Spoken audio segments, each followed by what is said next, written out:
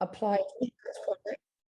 And we are funded by the Volkswagen Foundation, and that really makes us a sort of collective of 3 institutions. On the one level, that's the Free University and a sort of excellence cluster there called Temporal Communities, and then the Humboldt University with the cluster Matters of Activity, and then Bard College Berlin. And the people is the 4 of us. That's me, I'm Ramona Moss, and I'm a theater scholar and dramaturg, and I'm sort of working together with 3 other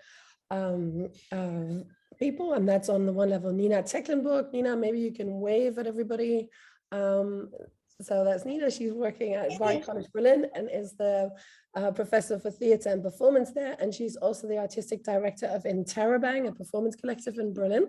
And then there's Christian. Christian, maybe you can hello wave as well. Great. And Christian is at the Humboldt University, and he's also the sort of founding member of GameLab.Berlin, and that's a sort of VR and AR sort of design studio that has kind of been setting up really exciting things in terms of museum curation and performance, and has kind of integrated these things into cultural and theater experiences.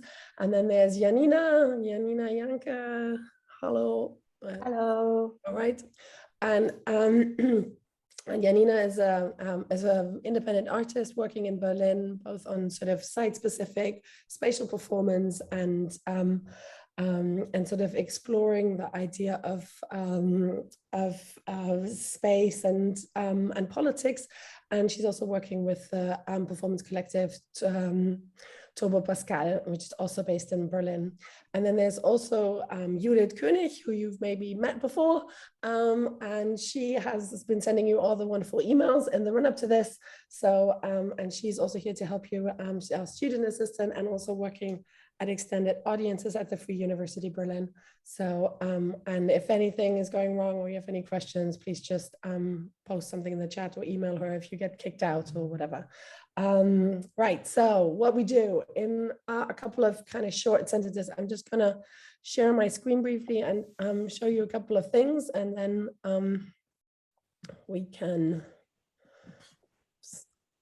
get started with that. 1 second. All right, so Viral Theaters, that is us, and there's all those institutions I've just been talking about. That's us again in our more sort of technologically equipped outfits. And what this project is doing, we started in March and we are running for 16 months, so until the middle of next year. And we are exploring the question of how we can kind of understand and document the radical changes in theater, in aesthetics, as well as infrastructure and processes that have happened during the pandemic. So what's just a stopgap and what is here to stay for longer in a sort of post-pandemic context? That's one of the questions we're really interested in. And the other one is, how can we actually document something that is happening now, of which we're not even sure how long it lasts, or whether it's already ended, or how long is more is persisting, and when we can actually talk about moving from a pandemic situation of theater into a post-pandemic situation of theater, and how much that also differs depending on where you are, whether you are based in the UK or in Germany or in the US or somewhere in Africa, and how these temporalities are maybe also different of the pandemic. And as a project, what we are doing more specifically is we're currently running a series of research residencies at theaters here in Berlin to track what different artists and collectives and institutions have been doing to create responses, especially in the digital sphere. And to kind of highlight just 3 of the case studies, because 2 of the people we've been working with in institutions we're working in are currently here for the sessions, is on the one level the Universität, which is a youth theater at the Deutsches Theater Berlin, and the many sort of iterations they've found. And then also the Hebbel am Ufer, the How, which is a which is creating a digital stage at the moment, and a sort of a joint version of the Komische Oper and the Berliner Ensemble, who are working on sort of new digital infrastructures. That's more sort of a workshop-based internal thing. And so we've been following these things around and seeing how they what's happening there, and are currently doing a video documentary about that. We're also creating an oral archive through podcast interviews, etc., with theatre makers and scholars around the world to kind of get a comparative view. And we're also teaching, as of the fall, sort of network classes, both here, we're starting off with here in Berlin and New York to kind of compare the situations there and have students work together across geographies and collaborate. And then we will expand that in 2022 to many more institutions, including in Johannesburg, in Vienna, in Vilnius, and in London. So sort of lots ahead of us. And we're also in the process, and this is the real goal and aim, and one of the core things we want to discuss today as well. We're in the process of creating an online base for our archive, a living archive, that was what we like to call it, that we want to then showcase also in a face-to-face installation here in Berlin, and have audience sort of participate and contribute to this archive as well. So kind of thinking of how can we create a creative archive that reflects the experience of the pandemic rather than objects and just materials. So so yeah, that's the overview of these things again, so you can see it.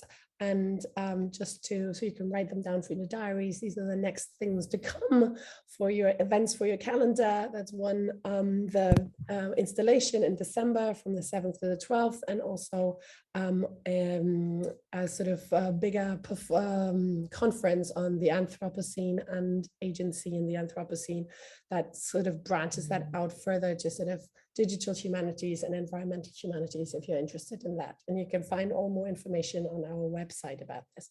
But without further ado, I now would like to hand over to my colleague, Christian, who's going to run the first session, which is on digital participation. And I'm really excited for everyone who's participating in this, and enjoy. Yeah, thank you, Ramona. I'm very excited to start this discussion table. Maybe one quick sentence about me. My background is in computer science and Germanistics, and I'm working here at Humboldt University in Berlin.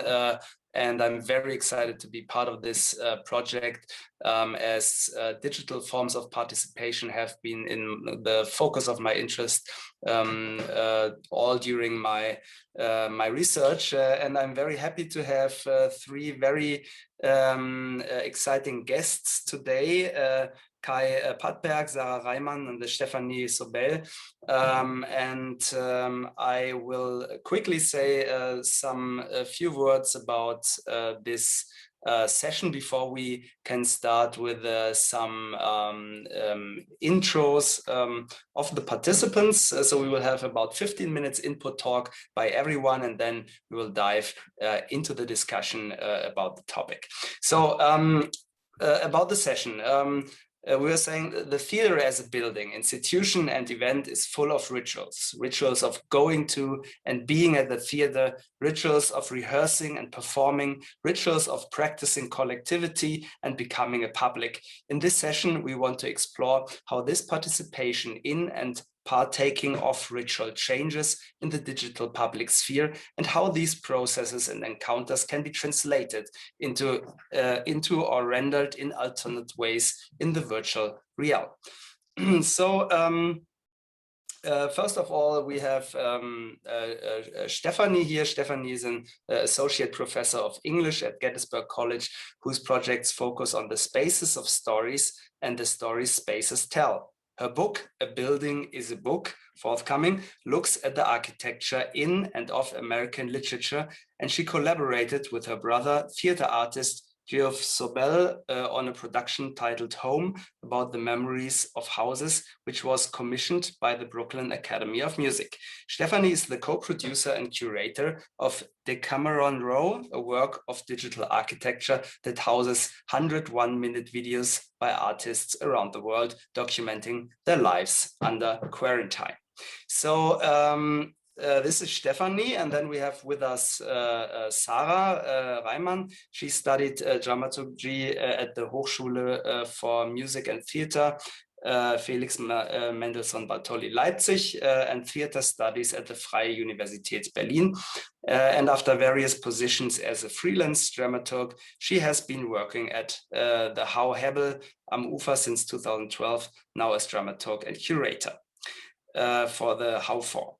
And finally, we have Kai Padberg, who studied theater and media studies and sociology at Friedrich Alexander University in Nuremberg in his bachelor degree. And after completing that, he moved to Berlin in 2015 to begin a master's degree in theater studies at the Freie Universität Berlin.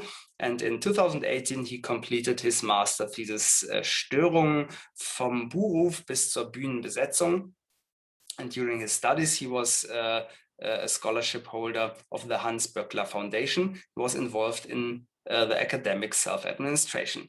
Since 2019, he has been working as a research assistant in the Cluster of Excellence Temporal Communities, doing literature in a global perspective for the extended audiences in a project at Freie Universität Berlin, and is a member of the Friedrich Schlegel Graduate School for Literary Studies. In his doctoral project, Extended Audiences, Audience Performances, and Public Spheres in Transition, he focuses on contemporary audience practices in the performing arts against the background of social and technological transformations. So again, very warm welcome, and I'm very happy that you are joining here today in the discussion. And I think we decided on Stefanie to start with a short input talk, right? I don't think we decided that, but I'm happy to start. Okay, perfect. Hi, everybody. It is such a pleasure to be here. I'm really going to try to stick to 15 minutes. I timed myself and found that I had more to say than I could have even imagined. But it is really an honor to be here. It is early morning in Brooklyn, New York right now. I would much rather be live with you in Berlin, but I feel like this is the closest to Berlin I'm going to get this summer. So I will take it. Thank you so much for inviting me. I'm going to share my screen if that's okay. What I'm going to try to do is give you just a very brief overview of Decameron Row, which is the project I worked on in 2020. And that will be the focus of my talk, but then I'm going to give a little bit of background on myself and my previous work. And then I will come back to Decameron Row. So hopefully there's a flow to it. So to get us started, Decameron Row is, as Christian, thank you so much, by the way, for that great introduction. You did a lot of work for me that I now don't have to do. Decameron Row is a work of virtual architecture. It's a virtual cityscape that houses, really a neighborhood, that houses 100 artists who contributed 1-minute videos of their experiences in quarantine. I'm going to share with you the trailer to that project just to give you a sense of the diversity of those artists. And then, as I said, I'll give you a little bit of background on my own interests, my scholarship, and my work in the theater. And then I'll kind of explain the origin story for this project and how we created it. Can you hear the sound?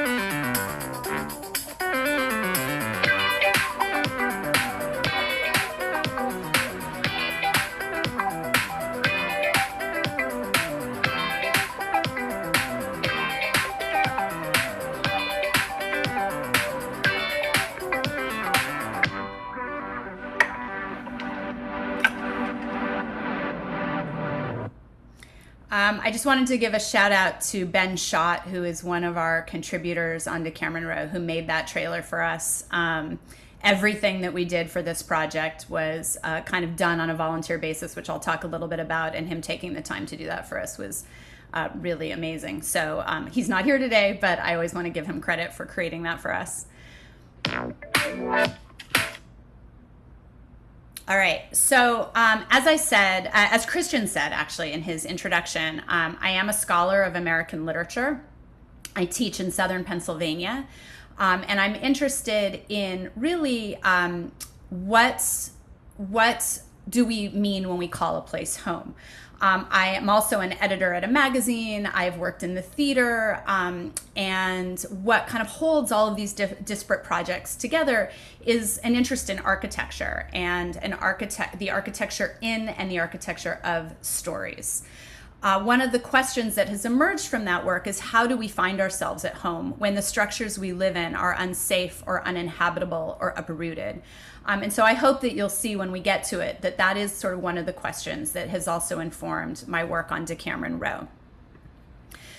So part of what I have then become interested in is the relationship between the container of the house and the more uncontained narrative that is home. A house, as I said, is a container. It's bounded.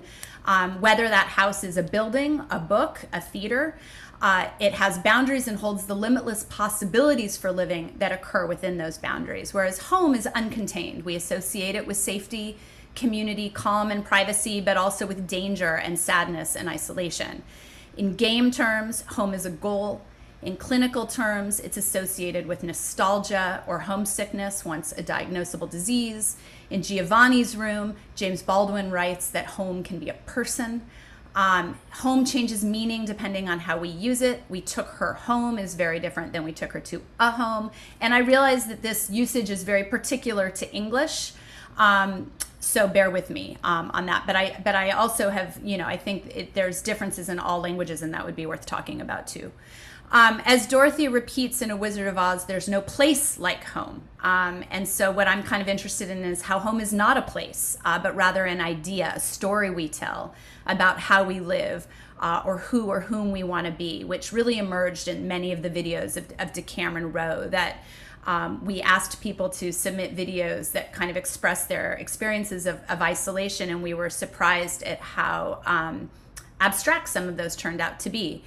And in fact, the language that we use to talk about literature, and in particular, comes from architecture: entries, passages, plots, and stanzas.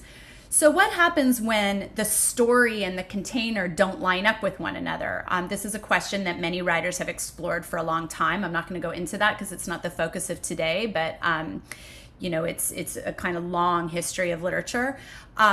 But one of the questions that I've then asked is, how can we design spaces that help us to tell new stories about how we live and that help us to live in new ways? So that question has undergirded all of my work.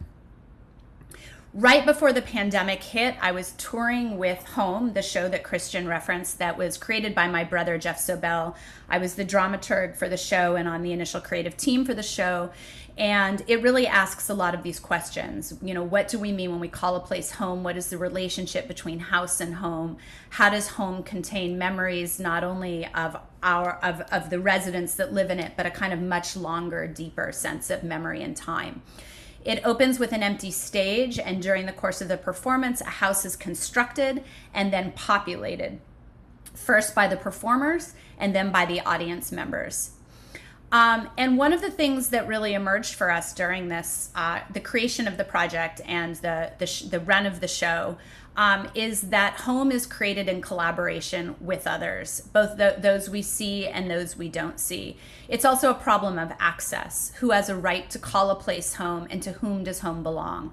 And I think these questions became all the more pertinent during the pandemic. In 2020, right, being at home took on a particularly new meaning for many of us. And that sense of community or collaboration was really precarious, right? It was an experience for many people of profound loneliness and isolation. We had a mental health pandemic that lined up with a viral pandemic. That said, even when we live alone, our homes are built with and alongside others. We're always in community with those we see and those we don't. those we invite in and those we don't. And when I say this, I think about, for example, if you live in an apartment complex, the ways in which when you brush your teeth in the morning and your neighbor brushes their teeth in the morning, you know, the same water is running through the same pipes, and you're in a kind of choreography with one another, even if you don't see it. And that choreography, right, was happening even in moments of isolation. So how do we have that feeling of community? Community is both a kind of practice of living among one another, but it is also a sense, right, of fellowship with others. How can we create that sense of fellowship when we're in isolation, when shows like Home have their tours have been stalled out? So when the pandemic hit, I was in California. I was wrapping up a year of teaching and research there. And I was staying with my parents, and suddenly I couldn't teach, I couldn't do my research, the libraries were closed, I couldn't see friends, you know, same experience as all of us. And I was mostly hanging out in the back room of my parents' house. And I was a little bit desperate for some sense of connection with others. And so a couple of things emerged out of that moment. One was that I started reading the Decameron with a group of scholars, dear friends in California and Utah. And we just every Thursday night would Zoom with one another and read the Decameron aloud. And for those of you unfamiliar with the Decameron, it's a work of 14th century Italian literature by Giovanni Boccaccio. And in the frame narrative of the Decameron is 10 very young, attractive friends meet in a church and decide that they're going to squat in one of the villas that had been abandoned by the wealthy in Florence. All the wealthy have, as they did here in New York, fled to their country villas and left their city villas empty, but well stocked conveniently with wine and meat and servants. So these 10 friends go there, and to pass the time, they share stories. They are there for 10 days. There's 10 people. So over the course of those 10 days, there's 100 stories, hence the name Decameron. And Boccaccio really insists that storytelling can be a balm for loneliness in a moment of quarantine. He himself experienced that during the plague. So I was also, in addition to telling Boccaccio's stories with fellow scholars over Zoom, FaceTiming kind of throughout the day, every day, with my dear friend Itamar Kubovi, who up until right before the pandemic had been running the dance company Pilobolus, and so live events, and he works in live events, so live events, of course, had also stalled out. So we were both in this sort of situation where the work that we normally do, we couldn't do. And we started wondering, what would it look like to create a kind of Decameron for the 21st century? A way to bring together friends. We're certainly not going to be able to squat in an Italian villa and share stories that way. And nor do sort of current circumstances allow for that, even in the best of times. So is there a way that we can come together virtually? And instead of having 10 friends telling 10 stories each, perhaps we could bring together 100 different voices to share their experiences of this time.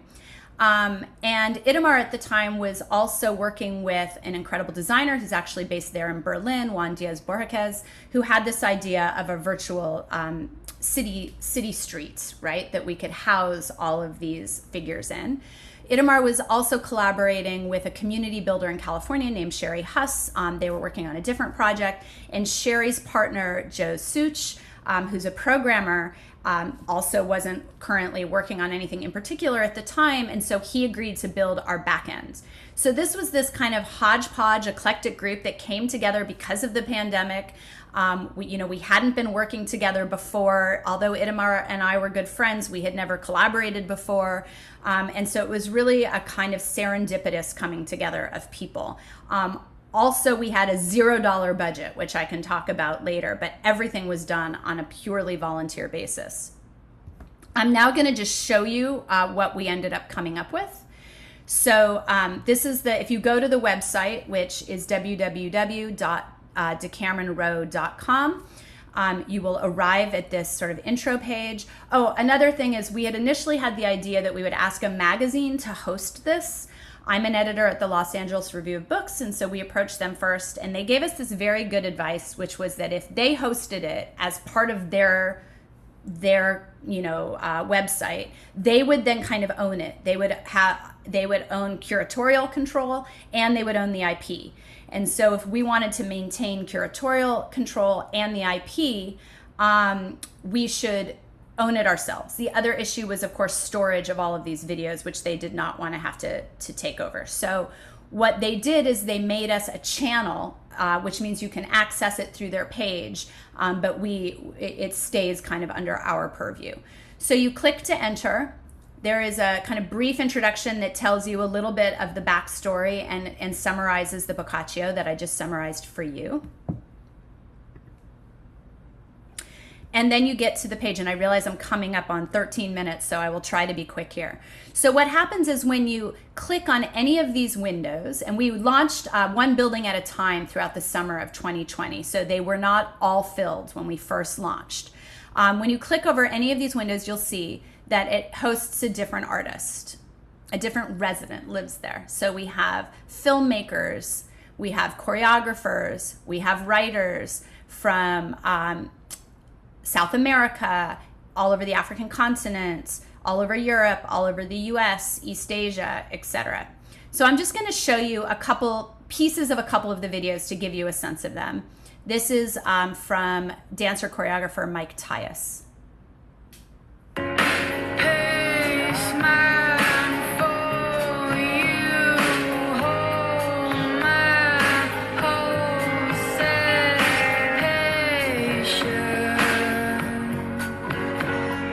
Hey, man, tricks can't wait to hear my emotions. Every time the sun comes up, I'm in trouble. And although I love his videos so much, for the sake of time, I'm not going to show you the whole thing.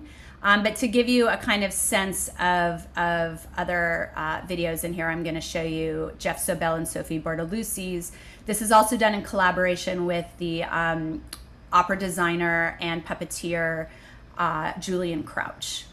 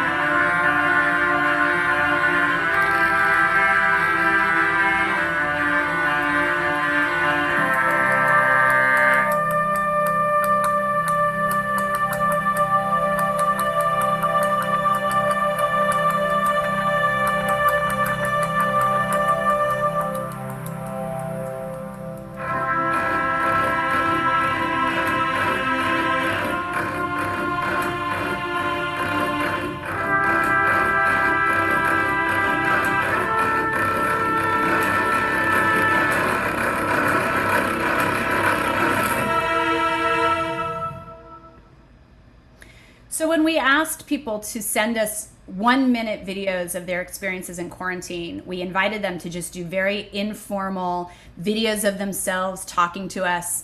And many people did that. We wanted to take as little time out of people's lives as possible. But then other people sent us things like the 2 videos I just showed you. So they're not all as kind of highly produced as those. Some are very kind of low pro, but it's the diversity of even format and quality that I think is makes this a somewhat magical place. And because I'm over time, I'm going to try to wrap up now, and then I can answer some questions in the Q&A, but and including kind of what the future, the present and future is of Decameron Row. But this very much is a kind of archive of 2020. And out of it, we were invited to work on an opera project that was created by Beth Morrison Projects and Here Arts Center in New York as part of the Prototype Festival. And they wanted to continue doing the festival even remotely. And so what they did is they invited us to create a virtual world for 13 opera composers who were creating works also kind of out of their experiences of quarantine under the themes of isolation, fear, and identity. And so I'm just going to show you some quick images of that project. So it operates somewhat similarly to Decameron Row, except there's many different rooms rather than a single cityscape. And you access their short films that also are their short films that feature their commissioned compositions. And I can talk more about this again in the discussion. And you access each one of them through these different portals. So these two projects, we are now a design studio. We never imagined that would happen. Are really speak to 2020 and kind of document this last year and a half, these last 2 years. But we've now been approached by a museum in California and by MIT in Cambridge, Massachusetts, to create for an exhibit for the museum in California and a performance piece for MIT. And those will not roll out in 2021. Those will probably be projects that move into the future. And so I think for those projects, we're really thinking about what is here to stay. How can we kind of imagine this sort of digital architecture that we've created and this type of interface that we've created to as we move into the future of performance and of artistic presentation. So I'll leave it at that. And I'm sorry to go over time, but I'm excited to hear from everybody else, and I'm happy to answer any questions a little later. Thank you, Stefanie. That was awesome. Very, very exciting, and I think a great first input. Before we continue, I want to make a quick game with you guys to see where you're actually coming from. So this works like this. You can change your name in the participants list, and we would like to ask you to change it now to the city and then country that you're coming from, for us to have an overview about all of you. Let's do that very quickly, maybe 2 minutes, then we can watch all this.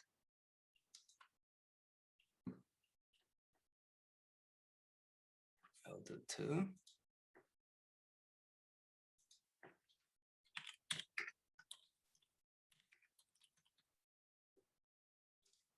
Okay. So a lot of people from Berlin. Very boring. Berlin.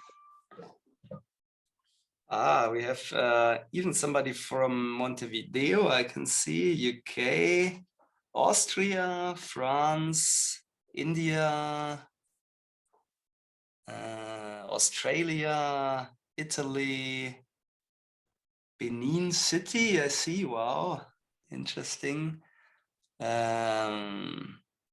Budapest, Bern, Tehran. Wow, this is a really international crowd. We have here Dublin. Else to see, Nottingham, France again. Yeah, great, awesome. This is really international here. I'm really excited about it. Great. Okay. Maybe one of you, Ramona, you can make a screenshot of this to save this names. That would be great. Maybe just quickly going through the different pages. Right. You tell me when you get it.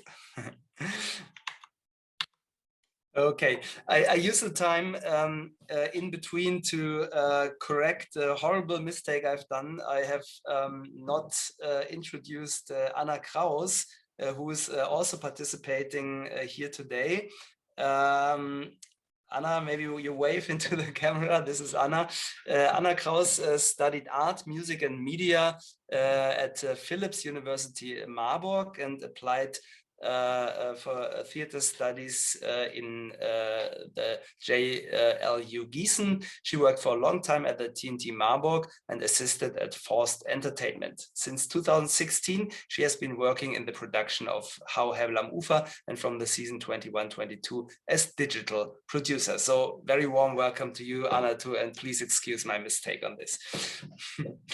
All right, so after this very interesting first input, I would like to hand over to Anna and Sarah. I understand you're doing the presentation together, right?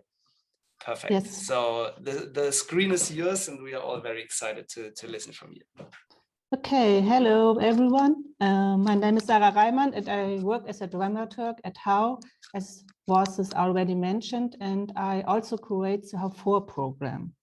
And yes, my colleague Anna Krauß joined me today and she's our digital producer. Thank you very much for the invitation. We are very happy to be here. And maybe I start with a few words about How Hebbel am Ufer as an international production house without a permanent ensemble. We present artistic perspective at the cutting edge of theater, dance and performance in the 3 venues, How 1, How 2 and How 3. In addition to the program, regularly also features music, visual arts and discourse. And since last year, we have How 4, the digital stage. We now will present it to you with some project examples. And it's yours. Yes, hello. Thanks for the invitation also from my side. Yeah, I'm going to tell you a bit about the development of How 4 that happened in the last 1.5 years. So yeah, when the pandemic hit us in March last year, we were about to prepare the festival Spy on Me 2, Artistic Maneuvers for the Digital Present, which was a festival that was dealing with issues like big data, privacy, surveillance, algorithms, and online activism. And we were lucky that parts of the program, mostly from digital feminism, were already planned as online formats. So we were able to move almost everything into the digital space. And within the last 1.5 years, our digital stage grew and developed itself very fast. We presented a lot of different formats, from online games over live streams, interactive durational performances, app theater, and much more. And we also organized a hackathon last September.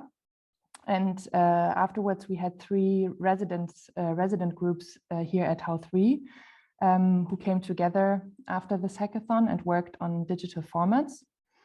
And this year in March, we then presented the 3rd edition of the festival Spy on Me with the motto New Communities. And this time we planned it as a pure online festival from the very beginning. And we had a talk with Legacy Russell about glitch feminism. We had a 4-hour durational performance by New Frontiers, which was called Feed, where they worked with live stream performance. And this was accompanied by a text and music that was programmed by an AI. We had several talks with artists in a specially designed Mozilla Hubs space. And we had the Garden of Untangled Data by Double Lucky Productions, which was a digital community garden where visitors could plant and harvest data. Yes, our interest in the questions and formats that arose from this intense research period led us to the decision that we want to keep and establish How 4 as an equal stage next to How 1, How 2, and How 3.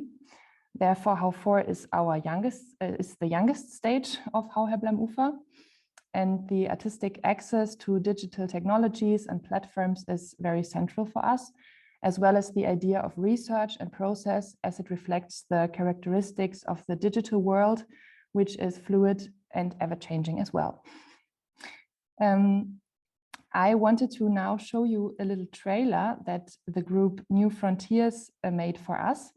This is the group that also designed our avatars. I don't know, maybe Berlin people have seen these avatars on the posters around the city, and they made kind of a nice trailer, which is 90 minutes. I'm just not sure if I can just share my screen, but I will. I think you should try. be. Yes. Okay. Where am I now? Wait. Yeah, I can just press it probably. Probably you need to say that you can share the audio too. Otherwise, I think it won't get through. We can try it. It did not ask me this, but maybe. While if you click on share screen, so because there's no audio transmission on this side, maybe you unshare the screen first, very quickly. On the upper up there. Okay, wait. I think... Yeah, exactly. Yeah, you need to give the right. Okay. Oh no. Okay, so I don't have the administrator password. Okay, just maybe otherwise paste the link into the chat and I can share it for you. That. That would be nice. Yes. How do I stop this now? Here. Sorry. No worries. Always the same, right? Yeah. So I put it in the chat.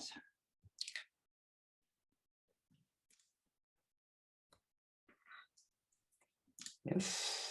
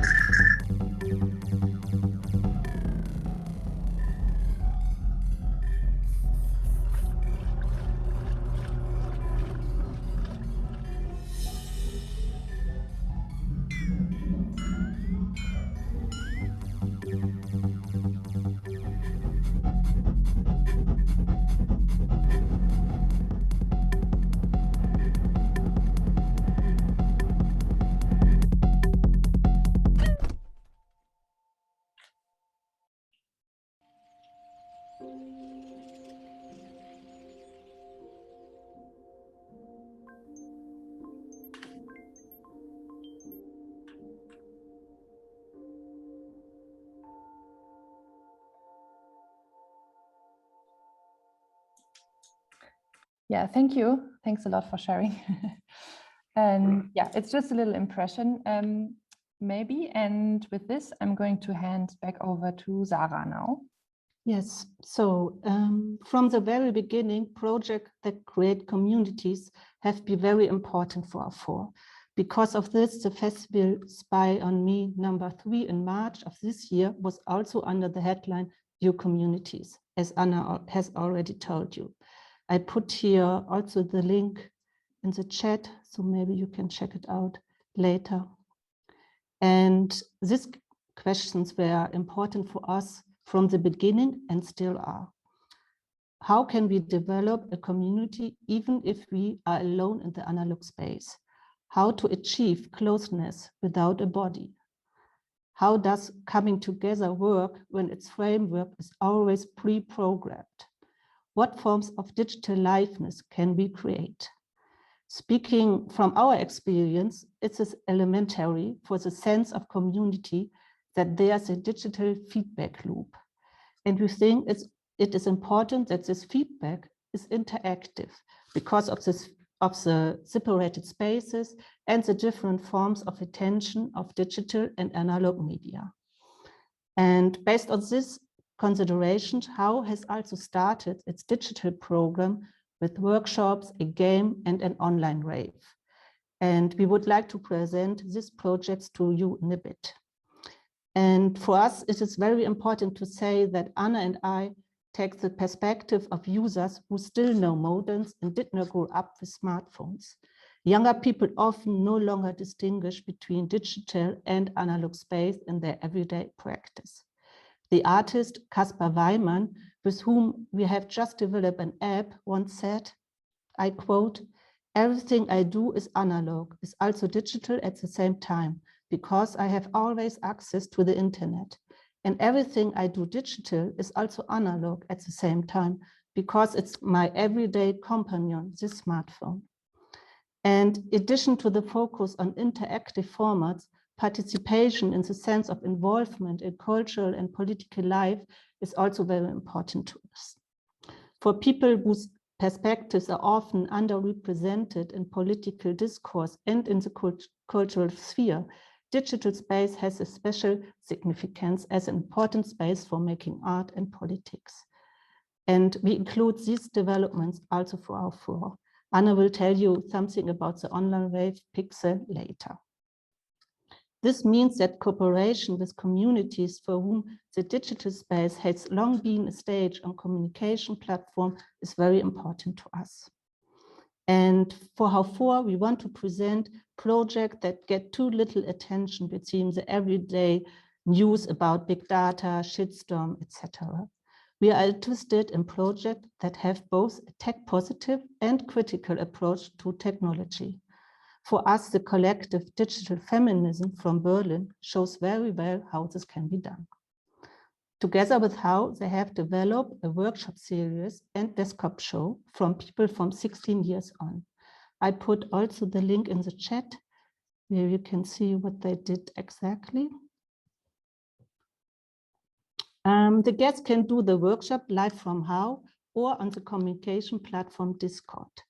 The aim of digital feminism is to use current and future technologies in a self-determined way. The collective analyze the influences of technology, for example, our idols of beauty or personality or our body awareness. They ask the following question through their work. Who decides what is beautiful, ourselves, society, or AI? What role does discrimination based on gender and place in the context?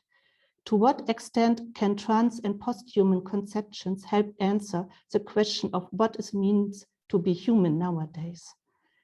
Historical developments in technology, current social and aesthetic samples, and digital tools to use the technology in their own sense are presented to the participants. And Anna will now introduce you to a game and this online wave. Yes, I wanted to give two more examples from our How4 program. So the first one is from Machina X, which is a group we've been working with since a long time. They are usually developing hybrid live games. And this time with the piece Homecoming, they created a multi-layered game that one could only play online from home. And as a player, you are gathered with a small group of people in a Telegram chat group. And there is a so-called former classmate of yours who opened it. And he tells you about the blog of another common friend who posts worrying videos regarding the pandemic. So that's a bit the storyline. And from then on, you go together on a journey, you solve riddles on websites, you make connections, break codes, and you try to find out more about the intentions of the blogger.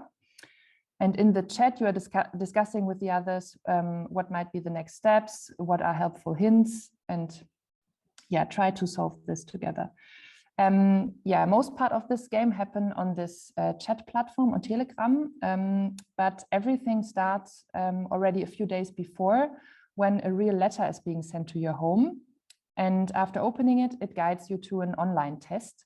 And this element is actually quite crucial as it extends the experience of the performance over a longer time frame, and it connects it to your real and analog world because it's like a real paper letter in your postbox. So this is an example for a project that is combining a live experience with participation, gaming, and an extended notion of performance and time. And the next example is, I think, quite interesting in terms of accessibility. And this was made by our third residency group last year. That was two people, Darren Chankaya and Saverio Cantoni.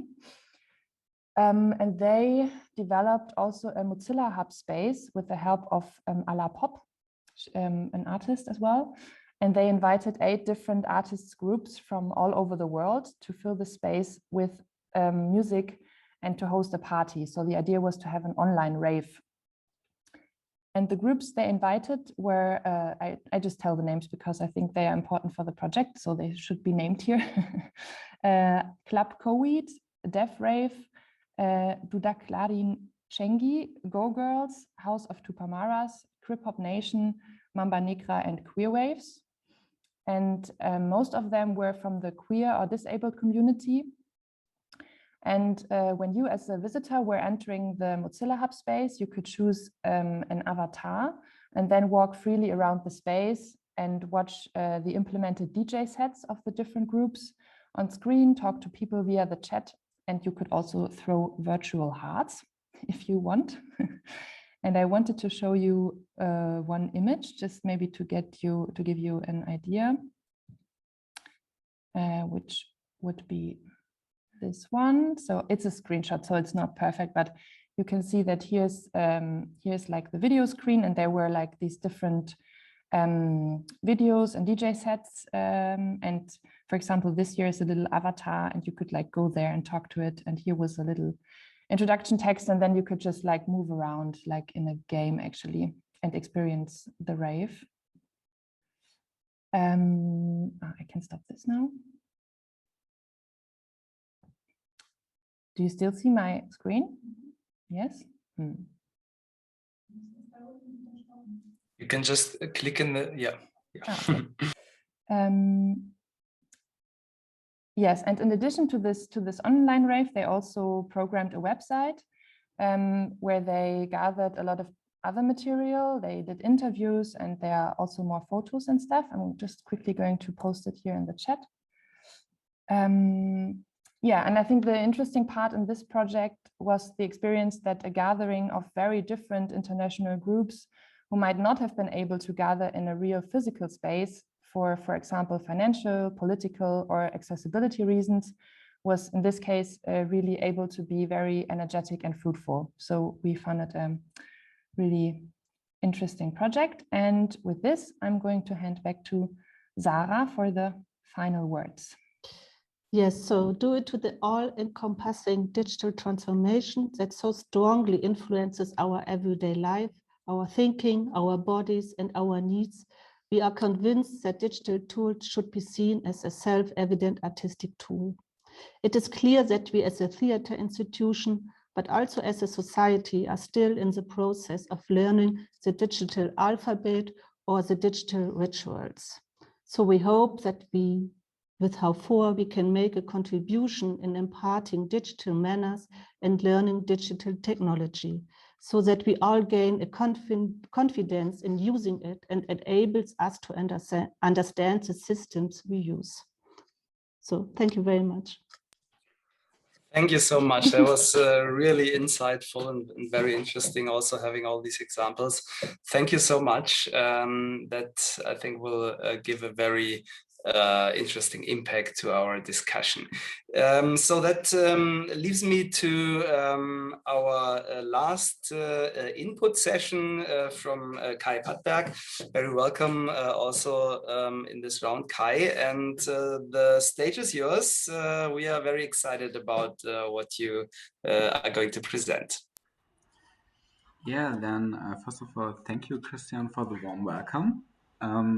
Here, I am happy to share my thoughts and ideas about the social dimension of theater, which I really strong connect with the concept of audience here. And I sharpened a few thoughts from my observations in the last year. So, and I hope we can discuss about it later. And I also brought you one, from my perspective, very good example how communities and digital theater can work. So, and yeah, maybe so this also, then I would start. So I also would share my screen.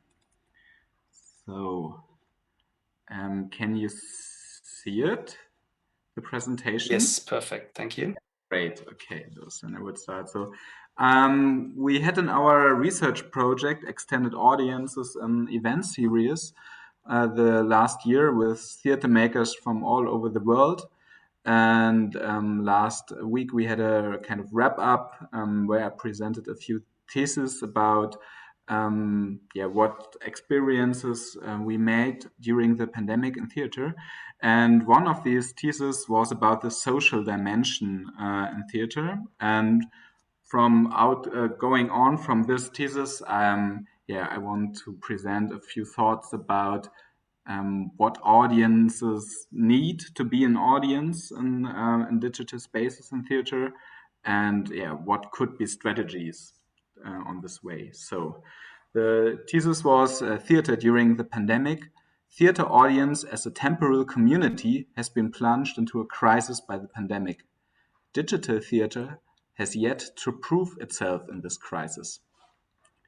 The social and political dimension of theater is often strongly connected to theater as a practice of the assembly.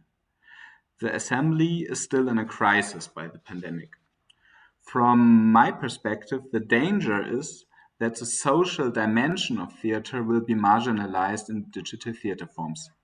Besides this danger, I see a chance too.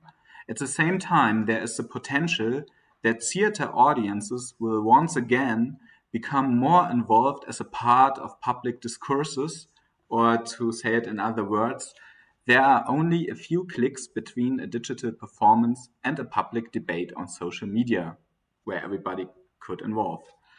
I won't focus on this point so much, but if we want to talk later about the political potential of digital theater, in the sense of participation in public, this could be maybe one point where we can get back. Often digital theater, especially in form of pure live streaming or performance videos on demand, has addressed the single spectator at home. In a digital space, spectators must have a chance to find and perceive each other to become an audience. It depends heavily on theater makers and their choice of platforms and software to make this happen. Some theater makers told me that they have decided not to use a live chat or only after the performance. Their reason was that it would distract the audience. So this is maybe one of my provocations. If theater in digital space wants to be more than an arty television, it should focus on the search for new practices of assembly and gatherings. So I think the last input showed some examples how this could happen. It is not impossible. However, theater makers must actively decide themselves to rebuild or create audience as social situation in digital spaces. One well-known strategy of theater makers is to combine different forms of assembly like a wedding or a trial with the frame of a theater show in their production. In digital theater, you can use this known form of assembly and add here other digital forms of assembly. These hybrid assemblies combine different mediated positions and dispositives. Here, especially, theater can help to explore new and exciting forms of a digital sociality. In the next part, I want to share my experience of as an audience member in the production Sterben. Sterben means dying. It's the German word for dying. In Sterben, a hybrid performance, a combination of a Zoom meeting, a funeral service, watching a TV show, and a theater evening brought me one of the, I would say, intense digital theater experience in this year. And I would say Sterben can be used to show how performers and audience, despite different perceptual conditions, can also form a mediated, hybrid, temporary community. So, Sterben was staged by the directing duo Saskia Kaufmann and Raben Witt and was shown in April 2021 at the Hamburg Cultural Center and Theater Kampnagel. Sterben is conceived as a funeral service where the death of a person in the future, which has not yet taken place, is mourned while the person is still alive. From the audience perspective, there are two ways to participate in Sterben. On the one hand, there is a possibility of going through the ceremony as a person to be mourned through the ensemble of the performance and bodily co-presence on site at Kampnagel, and of being at the center of the funeral service.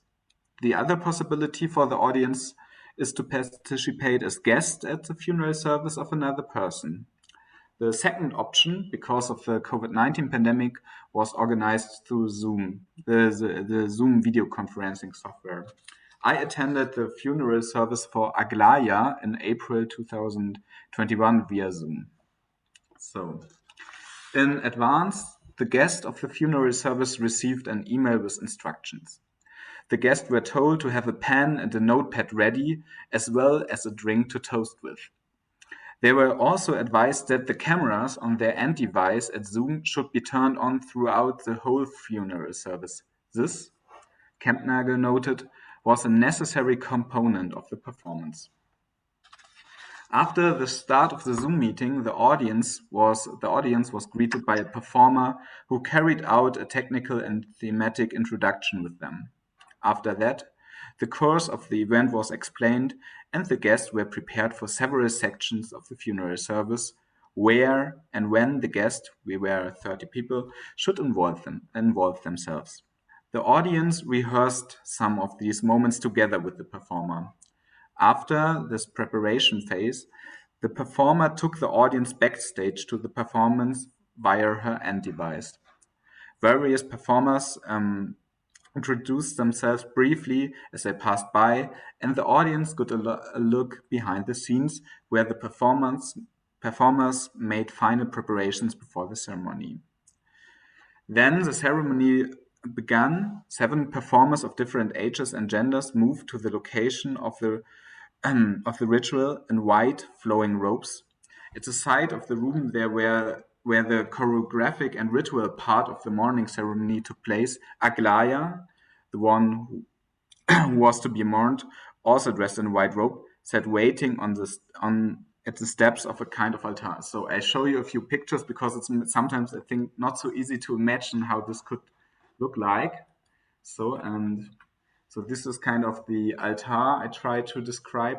So, and I have to say the picture is not of the performance where I took place because I didn't make pictures, but I show you some pictures of one of the funeral services in the days before. Yeah, but so this is a kind of altar, and here's a person who is to be mourned sitting in front of it.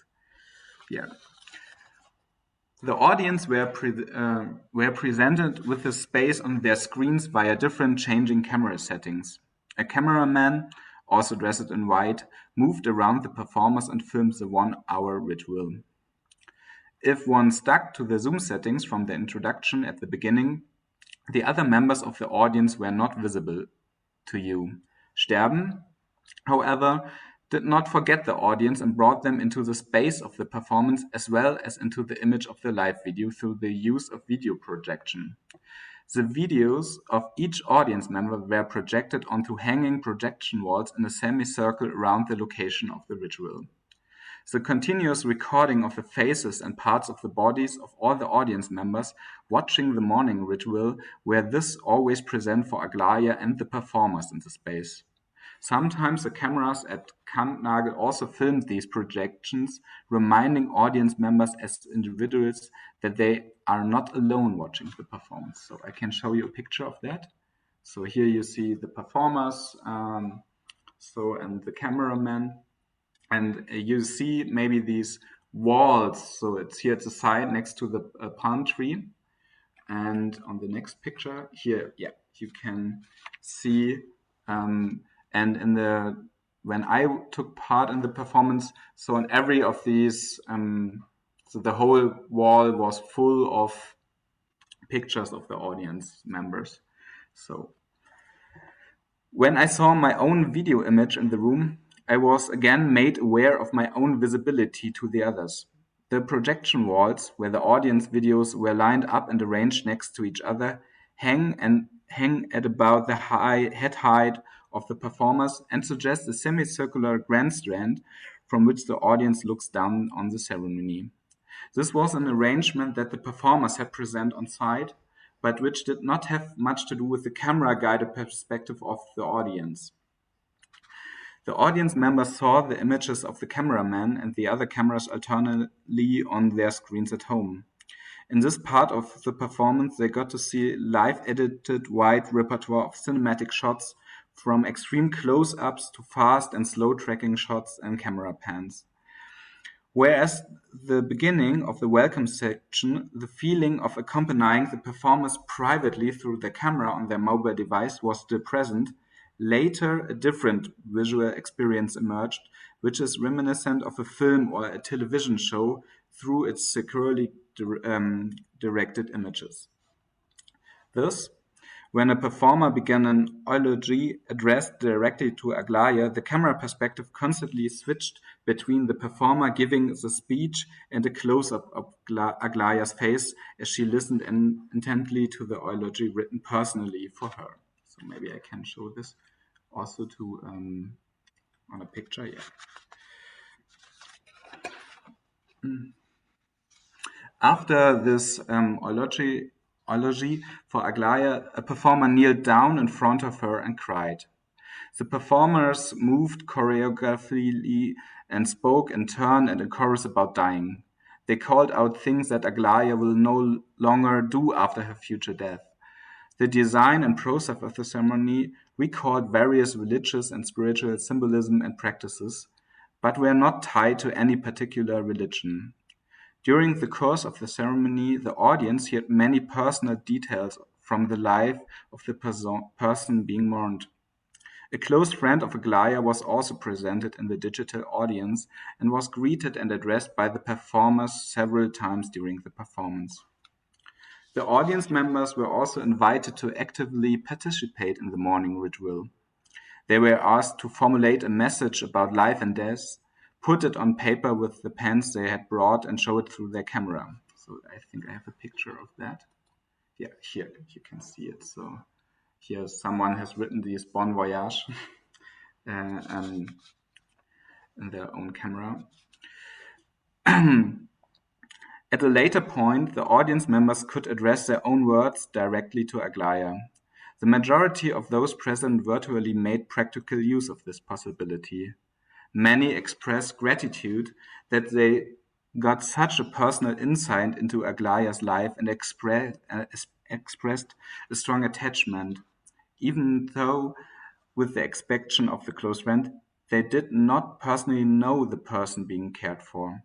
Afterwards, the mute was lifted and everyone's videos it was lifted on everyone's video, and the Chaos concert started, which had been rehearsed at the beginning. The audience members created sounds in their own rooms with a wide variety of instruments and objects, thus jointly creating a roaring soundscape, which could also be heard on site at Kampnagel. Towards the end of the funeral service, Aglaia was left alone by the performers as well as the audience for 5 minutes of solitude. During this time, the audience was divided into groups of 2 via the Zoom breakout session function and invited to talk with another person about death, loss, and mortality. When everyone returned to the main session, Aglaia was there again. The camera perspective switched back to a mobile device, and audience members raised their previously prepared and meanwhile filled glass with Aglaia and a performer at the end. Sterben then transitioned into a relaxed conversation and exchange about the project, with the audience gradually leaving the Zoom meeting one by one. So here's maybe the last picture, kind of. This was so the end image we had, so being alone in the room with Aglaia and another performer hanging out in the end. The community between the audience, the mourner, and the performers is shaped by different functioned and medialized positions in the ritual during the performance.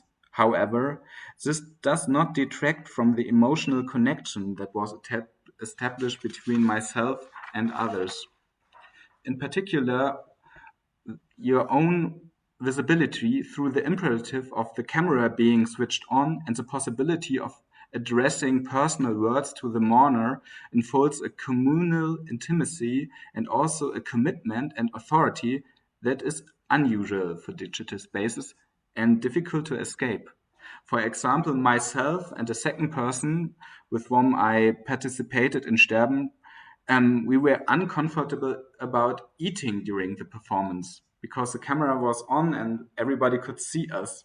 And then our answer was that one person stayed in front of the camera, that this image of the assembled audiences is not interrupted, and going out through the image to eat, not in the camera frame.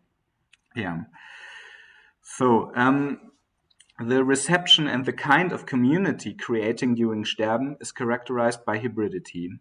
On the one hand, the audience get the feeling of watching a television show through the camera-mediated guidance of our gaze. On the other hand, audience members are witnessing part of the scenery through their own visibility, of which they are also constantly reminded by the camera guidance. Through active involvement, the audience also becomes a performative part of the ritual. The audience is more than just visible and partially audible during Sterben. Within the framework of medial possibilities, the audience also contributes its performative role to the production of the performance. So, and I want to, I come to the end. I want to end with a few general thoughts about audiences in digital performances. In digital performances, the audience sometimes acts not only as a gathering of listeners and spectators, but can also become a gathering of readers and writers at the same time. So, for example, if we use the chat function, they send emoticons or design their own visual sections if the cameras of a video conferencing software are switched on. For example, I could use now different backgrounds or something like that. However, for audience members to appear in digital performances with their own performative acts, whether in writing in front of a camera, there needs to be a promise that the theatrical event, at least in part, is designed as a reciprocal social situation. Depending on the possibilities offered by the corresponding software, members of an audience can also stage and accordingly perform themselves. This hybridization of theatrical events in the context of digitality, this also entails new repertoires of action for audiences. Although these are strongly predetermined by the structure of their respective platform, they are at the same time fluid, as different expectations and conventions of theater and digital communication culture meet and entangle here. So then thank you for your attention. Thank you, Kai. That was very interesting, and I think a great example for what can be done using digital formats in a creative way. Thank you so much. We'll try a tiny bit of an experiment to showcase all of us in a different view. Oh no, this is too many people. This is too many people. I think we could probably highlight. 1 second.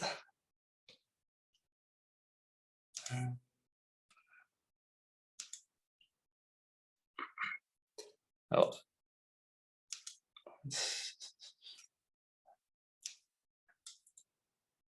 Yeah, okay, I think we are too many people on stage here, so this kind of little experiment that we tried in the beginning did not work out fully, but it's also nice to see you all on stage. Great, it's the place to be. So I guess I switch back to the regular gallery view. Maybe we can fix that later.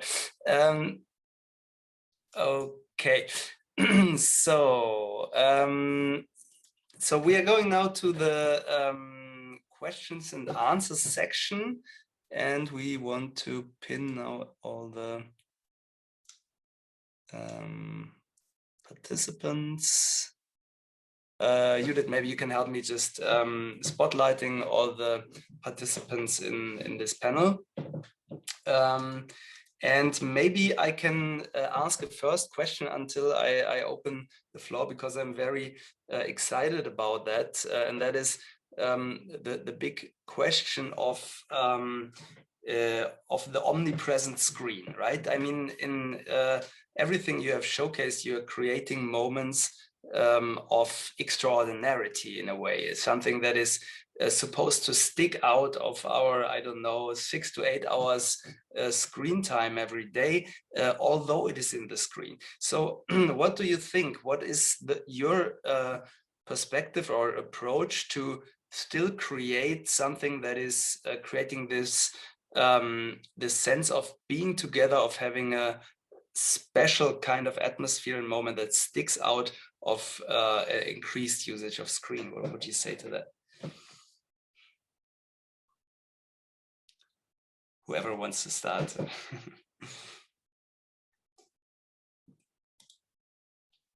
So anybody? Stefanie, yeah. Yeah, I'm not sure this exactly answers your question, although I love your question. I think when we started Decameron Row, so many of the videos really addressed the experience of loneliness or feeling disconnected, and so I think there was something in watching some of those videos in particular that made at least me, when I would receive them, feel like I wasn't alone in some of those feelings. And some of the feelings, I'm trying to give words to them, but they're not nameable, right? They're not that codifiable. And also we were creating this during and after the murder of George Floyd in the United States and the Black Lives Matter protests that came afterward. And there were a whole other host of issues that came up at that point, and I think people wanted to hear, a range of reactions. But I think also having the videos only 1 minute means that you don't have to sit there for 100 minutes. You can look at one and put it away and never come back, or come back every week. And I think those are two ways of kind of managing the attempt to create a sense of connection through shared affect, and then also doing it in these short bits without hopefully undermining the significance of those feelings. We also started hosting over the summer, when we were rolling it out weekly, and then since then monthly gatherings. They are online, they're on Zoom, because we have an international group of residents and friends. And we ourselves, as creators and collaborators, are, geographically dispersed. But it's 1 hour the last Sunday of every month, and it's very informal. And it's a way, again, of us just to come together. It's still online, so it doesn't replace being together in person, but it does, I think, complement being together in person, or create a different way. And in that, we just talk like this. It's like this, we talk sometimes formally, sometimes informally. Many of our contributors create work for it. They either do a Q&A or they present new work that they've been making. Sometimes they perform. So that's also been a way to kind of try to build intimacy, community, connectivity in a moment when we're all on the screen. Sometimes, unfortunately, far more than 8 hours a day. I felt like there were many days this year that I was on the computer for 20 hours or at least 12. But I'll stop there. But I hope that, maybe answers your question a little. Thank you, Stefanie. Anna, maybe first. Kai next. Yeah, I totally agree. So I think that screen time is not only screen time, right? So it really depends on what you're doing on screen and how you interact or not. And maybe what is also a good example is the app that we made with Kaspar Reimann from Online Theater Live. So maybe if you're having apps or performances on your mobile phone, you can actually walk around or experience it somewhere else, not only like in front of your computer, and maybe you can talk to people in between who are also there. Or I think there are like many different ways to experience screen time. Yeah, it's a whole space, right? It's also not, I'm in physical space, I'm in virtual. It's very different ones, definitely. Yeah, thank you, Anna. Kai. Yeah, I want to add, so I think it's very interesting to use these digital tools, for example, like the video conference software Zoom, or the Telegram chat program, which was described by Anna and Sarah before, and then to explore it in a new way, so that tools of our the working daily life can be used in a complete other sense, or with another function. And this is, I think, can be very exciting and eye-opening for people to make new experiences with that.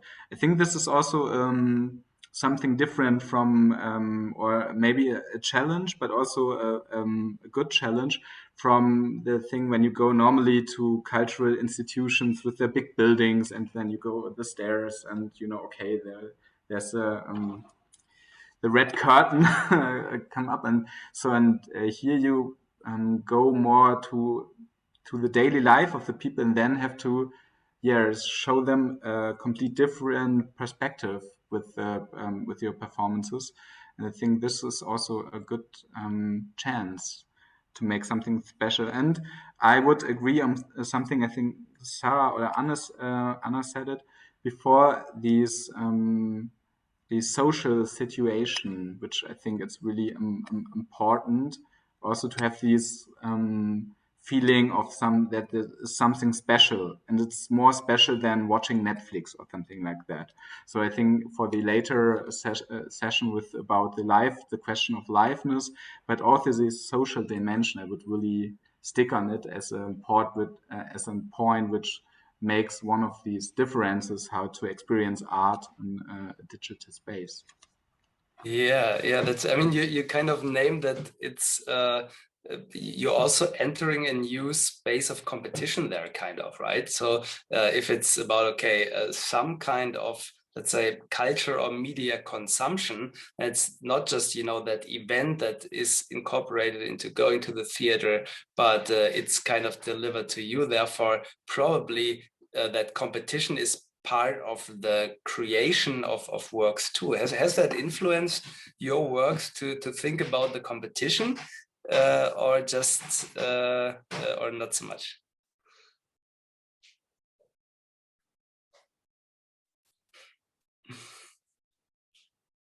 I would say maybe not so much, because, for example, this Machina game is really that you be part of a group, so that you have to play together and you have to find ways to get to the end also together. And this is, I think, really more important. But yes, maybe something when you are in a game, of course, this is you going further and further a bit because of that, but you can play with this, of course, that it's not so, that is not so important, I would say. Maybe that's also one of the important keywords, right? Playing with it, playing with the possibilities of media that has a straightforward use, and that it has a lot of potentialities that are probably not even discovered yet, right? It's a bit like a hacker's perspective on the everyday tools, turning them around, showing their inside out. I want to encourage everyone else to ask questions. Just raise your hand with a reaction point in your Zoom program, or just post them in the chat, and we'll be happy to discuss them. And I already see a question from Ramona. Yes, thank you, guys. That was really exciting. So I have a question that maybe works for all of you, which is about the idea of, I mean, in Stefanie's piece, it was the idea of belonging and the question of who is allowed to belong. And in Sarah and Anna, you guys talked also about this sort of creating a space for voices that otherwise in other public spheres don't have a space and don't get that kind of attention, or that kind of public recognition. And I guess in Sterben, I'm also interested about the politics of that. So what, in a way, what are the, what's the politics of the digital here in terms of both access? I know, Stefanie, when we talked in our pre-talk, you also talked about the sort of interconnection of doing this piece with the sort of Black Lives Matter protest movement and how that influenced the kind of choices you made.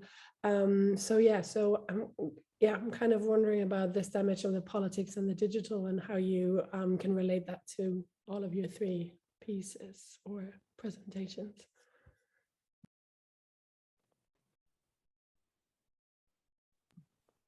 I don't know, Sarah and Anna, I mean, like, I felt like when we talked before, you also said something about, some of the artists and the artist videos I've been watching, there's so much also about them saying, this is work that I've been doing for a long time. It wasn't made only during COVID. We've been doing this, but right now I suddenly both have much more of a platform or I actually now finally can have funding for something that beforehand didn't even have the infrastructure to get funding for that kind of sort of very experimental work. So I guess that's another dimension of that political one. So I don't know.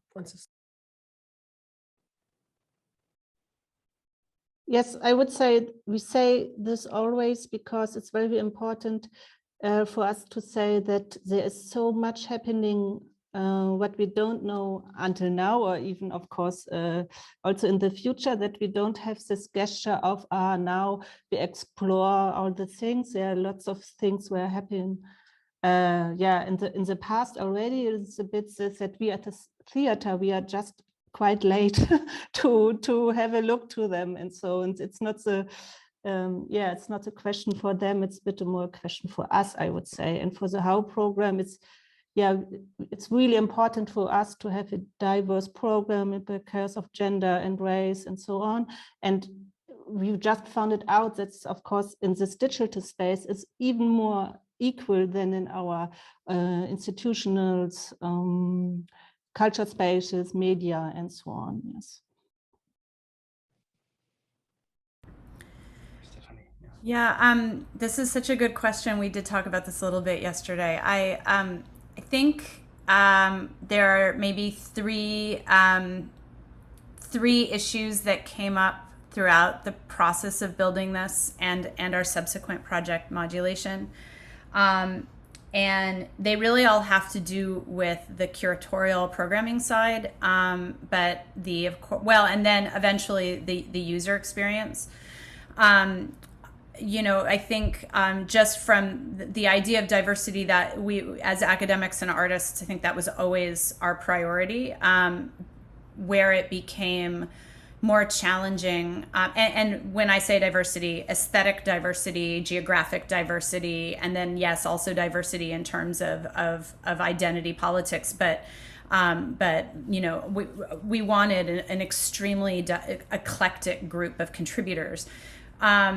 We started this project and we started asking people before George Floyd, and yet we were still asking people through the summer of last year. And when that happened, I did feel like ethically sometimes I felt like, I struggled with asking people to do something for free during a moment of like incredible strife and stress and grief.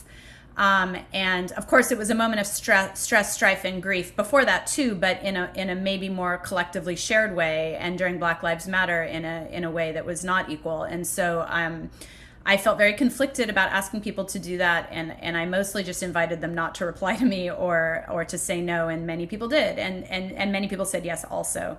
That was a challenge, and I still don't actually know the best way through it, but we did the best we could. Some other issues I think that came up in terms of the politics of creating a project like this, things I hadn't totally thought of when we started, was the environmental impact of video-based work, just the storage of video alone, and the environmental impact of that as a person whose scholarship is moving deeper and deeper into environmental humanities. That has become something that I'm really conscious of, but have not found a solution for yet. And so I can't really say it's something that we've addressed, although it is something that we've talked about and something that I know I'm especially concerned about. And then accessibility is I think the other big one. And when we worked on Modulation with Prototype Festival, they had a very awesome and diverse group of composers, and that it was very important to them that we create a site that was as accessible as possible. That had to do more with creating different modes with which a user could interact with the videos, and closed captioning videos and things like that. It of course does not address accessing, and they did do a sliding scale for tickets so that it was affordable for a wide variety of people, but that does not create accessibility in and of itself, right? Being able to get onto a computer and sit there and watch an opera is a whole other issue that we're still working through. I think it will be interesting as we create new projects for universities, one of which is a public university. The museum in California is part of a public university.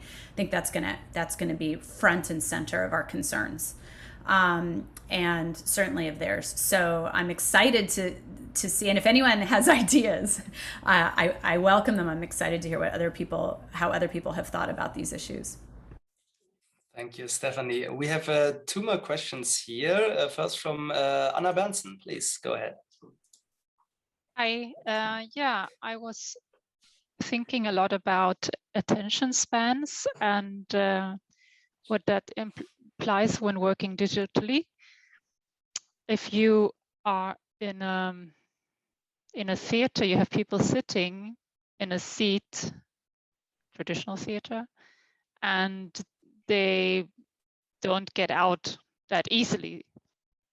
If you're in a museum, I guess the attention span for Mona Lisa is a few seconds. They glance at her and go past. And wondering what are your experience about the public of digital art, and I think you're completely right in saying you can't just film a theater piece or an art piece and then think that people are going to stay with it as long as they would if it was live. So just maybe expand a bit on your thoughts and experience about that. That would be really interesting. Sure, Kai, maybe you can start. Yeah, thank you for the question. I think it's really an important point if we talk about performing arts in digital spaces. And I watched really a lot of different productions last year, and I would say one way to get a bigger attention is the involvement of the audience. So if, for example, in this production I described, it was really I was really going on with this and don't click around or used as I mean, this is always a bit the danger. So I'm sitting in front of my computer and there's a live stream, and then there are other tabs opened, and I maybe look on my mails or Messenger, which is kind of okay. So I don't would say this is it's maybe a thing how our reception mode on a special way of streamings is, and maybe will change the way we watch theater. But there are ways where I would say you can have even for a longer time a very big attention of your audience. For example, these game with computer games or theater productions which are structured similar to games. You are really you have to do something. You can't go away for half an hour or something like that. And it's also makes more fun or involves you in another way. So I think in these digital spaces, we have to really think about what kind of audience involvement do we want to have. So is it more like a thing for, it's okay to watch something and be more in this passive position, or do we invite our audience to participate, and then they are probably more involved. So this is maybe I can add from my perspective. I think Anna, you wanted to respond, right? Yes, I also think it's a very, very important topic, and we also realize that especially people who've been working in not traditional theater, but also performance, they really had to adapt, right? Because the attention management is really, really different for the digital world. And I totally agree, Kai, that games or interactive formats work very well for this, right? Because you're really drawn into the situation and you're asked something and you're not just sitting there. But I think we can also learn a lot from social media, right? I mean, this also works very differently, and there are always these very short clips and a lot of things are happening at the same time. So we actually now, maybe many others, got this funding from TikTok, because they had this big funding pool, Creators for Diversity, and we will also try something on TikTok and use the platform. So I think maybe there can be some interesting things happening. Yeah. Stefanie, yes. Yeah, just very quickly, I can say, because we see how long people stay on each video, and they're only 1 minute, and people can't sit there for 1 minute and watch the whole video. I mean, some people do, but many don't.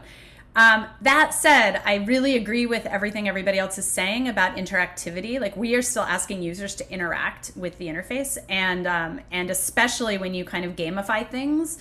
That is something that rarely happens in the theater. There is, of course, audience participation often demanded. Even in the Zoom performances I've seen some great Zoom performances. They ask the audience to be in the space, video on, participating as a performer, unexpectedly. And that is not always something you see in the theater. And then I'll just conclude by saying, I think people, even when they're trapped in their seats in a physical theater, are often not there, right? They are like spaced out somewhere else. I love all the people who pass out during the opera and are snoring their way through it. I actually think that's part of being in theater is the not presentness of it as well. But I think there are opportunities in this to actually demand more engagement. And that's maybe a fantasy, but I love this question. Thank you, Stefanie. Can I just Yes. extend quickly? I ask because I do long duration performance, and the liveness is so important. And I have been racking my brain about how can I transport that digitally, and I haven't come to a reasonable conclusion. That doesn't include interaction because, but the problem about that, and that goes back to the point of accessibility. If you sort of demand interaction, you are, I think you're leaving quite a few potential public behind. Not to say that it's still not interesting to do that, but it just makes it less accessible in another way, in a completely different way. So thank you. Thank you. We have one more question from Doris. Please go ahead. Yeah, thanks. Thanks, Stefanie, for reminding us to the analogous theater sleep. I think that's very important. But anyway, thanks to all the three inputs and presentations. And thanks for Stefanie for sharing Decameron Row. I haven't heard about it. And so I now looked at the internet and it really looks great. So I will get deeper into that. I have a question to Sarah and Anna, because How For is one of the few theater parts in Germany where I have the impression that the digital part is on equal rights to the other three parts. And so I'm interested in the discussions at your theater. So for example, when you now got funding by TikTok, I can imagine that this is heavily discussed, or I hope it's heavily discussed in this institution. So I'm afraid that a lot of theaters in Germany go back to normal, which would mean having no digital parts in the next weeks when the pandemic is getting hopefully better. So how is the position of How For at the moment? Do you want that, or? Yes, maybe I can start. So, of course, in the last months, it was really great that we have How For, because we can also present some art and projects to the audience when we were closed. And now we are a bit open again, but now there's a summer break, and for sure How For will stay. And as you said, the idea is really that we have an equal relation between the different stages. But of course, we have also to see what we can actually do internally in terms of capacity. So there will not be every week, like now, maybe projects around 5 or 6. Yeah, so, but of course, it's also great that we have now the time to develop our interest and also develop our plans with the artists a bit more calm and not under the pressure of this lockdown and so on. I think there will be a bit more specific also coming out, I would say. Yeah, I think the interesting part is coming up now, right? Because I mean, no, it was really interesting last year as well, but I mean, we were forced to change many projects that were not supposed to be happening in the digital space. And now we can actually start to develop projects that from the very beginning are meant to be in the digital space.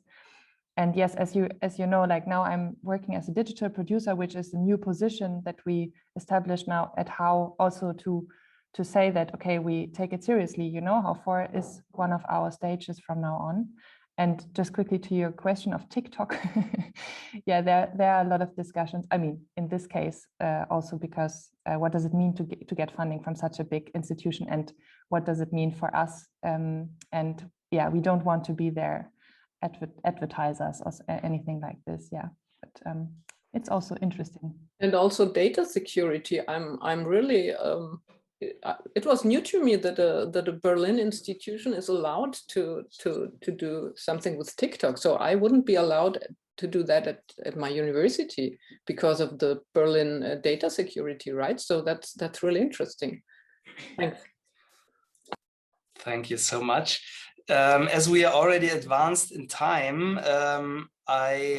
we actually had planned to do a little breakout session exercise, but as we are a bit short in time, I would just post a question into the chat and would ask every one of you to post an answer to that. So we have a great collection afterwards about your personal experiences. And this question is this one. Which forms of digital participation have you found most interesting or innovative over the last 1 to 5 years? So please just post it, and I'm very curious about what we will get in the chat. And this way we can save a bit of time. So go ahead.